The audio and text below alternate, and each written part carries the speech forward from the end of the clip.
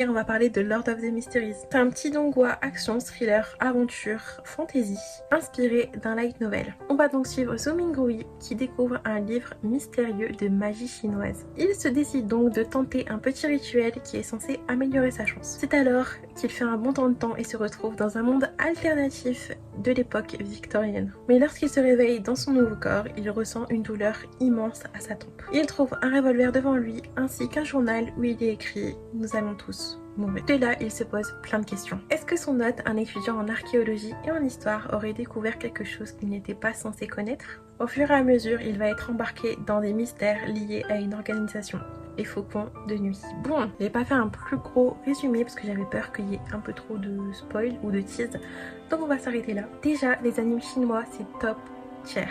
On parle de Link Click, on parle de To Be Hero X, c'est incroyable visuellement et au niveau de l'histoire aussi. Donc j'en attends beaucoup de cet anime. Mon frère me l'a conseillé d'ailleurs, donc je suis obligée de regarder clairement. Tous les thèmes abordés me donnent envie de voir cet anime. Que ce soit l'alchimie, les dieux et les déesses, la mythologie, les organisations secrètes, les fantômes. Qu'est-ce que cet anime n'a pas? Si vous avez peur du doublage chinois, un peu dommage parce que je trouve que ça amène quelque chose quand même de très authentique.